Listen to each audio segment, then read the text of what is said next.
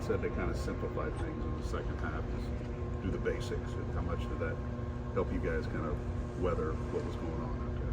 Yeah, I think against a team like that where they just really do strange stuff. Like you can't really predict what they're going to do defensively. Like they'll do something one possession, the next possession they'll just completely do something else. They'll switch something, and they'll stay, and there's no pattern to it. So it's tough to like really run sets against someone like that, and kind of because usually when you run sets you see something one play, come back next play, you run something for that, but they just do weird stuff. It was hard to do that, so it was just kind of simplifying things. So they had a big 7'4" dude.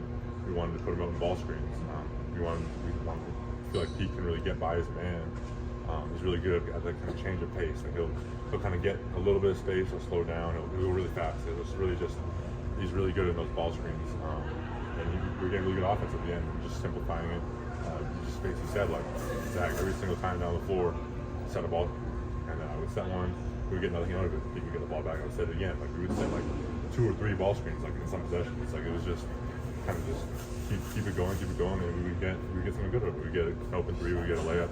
We got a few points off of that, hook shots, dunks, stuff like that. It's just kind of simplifying it, something like that, and really keeping it fundamental, just letting our strengths do the top. How much real pick and roll stuff did you do last year? I'd say I did a lot kind of with Jaden. Obviously, you have to get him into ball screens. Sometimes just in transition, our best offense was just me setting him an open court ball screen, and just him attacking the rim, and then I would follow up with a rebound. For the rebounds, I would follow up. Trying to get a low post touch, stuff like that. So it's something we did kind of last year, but we never really did it like that in the game today, where we just every single time down the floor we would set it. We never really did that last year. I think it really worked today. It seems like you're more involved as the role man this year. Maybe that's Braden, maybe that's me imagining things. I don't know. Do you kind of feel that way? Yeah, definitely kind of just. I feel like sometimes when you just run down the floor and you go into a post up, it'll work against some teams, it won't work against some teams. Sometimes some possessions will work, some possessions it won't work, depending on how kind of everything kind of spreads out.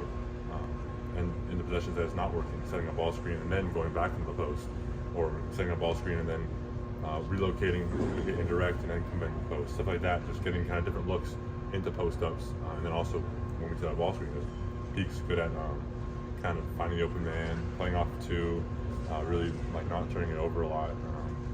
So it's something we really trust in that action. Something we really like kind of looking for when our plays break down. Now we have 2 options when plays break down. We can set a ball screen for Peak, or we can just give the ball inside to me. So it's just kind of getting, like I think I said before, like being able to get offense even through bad possessions, and being able to get points through bad possessions just off of simple offense. I think is really something that's good for our team this year. What's the value out of this game because of the adversity that you during the game? You just couldn't shake those guys to the end. Is there a little bit more value in this than maybe what you did last weekend? Yeah, I'd say kind of it was our first true road game.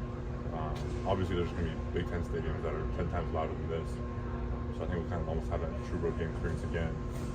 But it's just getting the freshmen into a hostile environment, shooting free throws when everyone's screaming at you, doing stuff like that, kind of quieting runs when they go on those little 8-0, 5-0 runs. I think we had some guys that stepped up. Fletcher made a big shot to quiet one of the runs. Mason made a big shot to quiet one of the runs. So it's just like just being able to kind of play in a way the game was something that our team really could benefit from. Just that dunk you had in the first half. Were you trying to be a little more cutthroat around the rim and really assert yourself? Yeah, I think obviously when you get around the rim, my only thought in my mind is to dunk it. Obviously sometimes you can't. Sometimes you want to freeze, like you want to freeze fake. And use the pressure that maybe I created by dunking the ball. They really have to jump early. They can't wait for me to jump because then just get dunked on. So kind of playing off of the dunks and then off the kind of the mindset that gives the other team. When someone dunks on the entire team like that, it's just people are going to look at it like, whoa, maybe I don't want to like go around that guy. Yeah. So it's just kind of obviously when I'm around the rim, the only thing I'm thinking in my mind is just dunk the ball. Zach, your last game in the ACC Big Ten Challenge, what can you say after playing the first day for so long about their team, about how they switch and how they play, how it's different from other teams out there? Yeah, they're really just kind of pesky, I would say. Like it's hard. Like I said, when they just completely switch up what they're doing from possession to possession, you can't really get into a rhythm. It's hard to kind of get into a flow. when I can't just keep touching the ball. Obviously, kind of full fronting is going to lead to easy offense like kind of we had, but I won't be able to touch the ball. There's just different ways I'm scoring the ball. Like sometimes I'm really always getting a touch down the floor, and then I can create offense. I can post up, and then games like this, it's just every time I catch the ball, I'm looking to score. Like the ball's gonna come over the top because they're fronting me. So every time I'm gonna have a good position to score, I'm gonna stay calm, not turn the ball over, and then just finish around the rim. Just how Braden's impacting the game. He scores, he rebounds, he has assists. Just how he's growing into that role. Yeah, he's great. He really loves the game.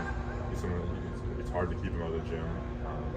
Kind of a lot of people on our team saw this coming. Like we kind of knew what he was through the summer. He didn't practice through the summer, but I'm saying kind of when our pitcher practice started, we could all see like he's really good. He's unbelievably quick. He plays with a good pace. He's great at breaking presses. He does everything that you want a point guard to do. And since his freshman year, he's just tons of room to grow. And it's really exciting. Just you guys have really dominated the rebound the last 3 games by double digits. You're going to get your share, but just how everybody else kind of chipping in and limiting, the opposing team mainly to one shot. Yeah, I think for rebounding, for me, my mindset has never been to try to put those monster rebounds. Someone's going to have them. Like I had 17 in my first game, stuff like that. But I've never believed that the best way to control rebounds is like only you getting rebounds. I believe I take a lot of pride in like boxing my man out every single time down the floor. I take pride in my man not getting rebounds. I take pride in even if I'm never going to try to joust for a ball. If I see my teammate's going to get it, I'm never going to try to rip it out of his hands. I've heard some people, they kind of yell at their teammates when they get rebounds. It just makes no sense to me. As long as we're getting the rebound, I'm happy. So today I didn't have as many rebounds as maybe I should, but it's just as long as we're rebounding, I'm never gonna say anything to my teammates. I'm never gonna. It's all good. Like if everyone's mindset is rebounding the ball, how can I complain? It's just I'm trying to control the glass, and maybe not getting the rebounds, but I can still control the glass through other ways. But you gotta like the way they're going after it. Absolutely. The effort.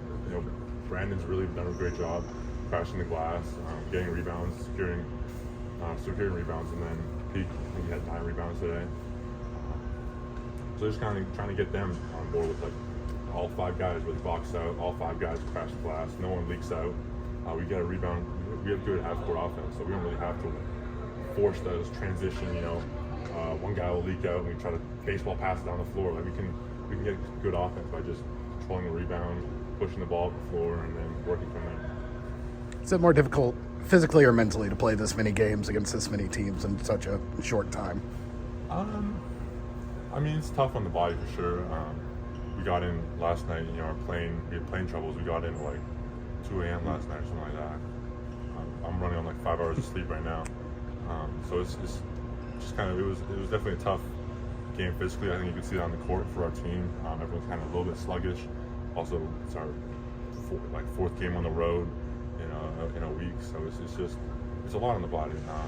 I feel like I'm still feeling pretty good. I wasn't sure how my body would feel after the stretch, honestly, but I feel like I'm still feeling pretty good.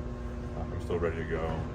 We get a day off tomorrow, thankfully, so I can go in. I can take care of my body. I can ice tub. I can get a massage, and then get ready for Hofstra. Awesome.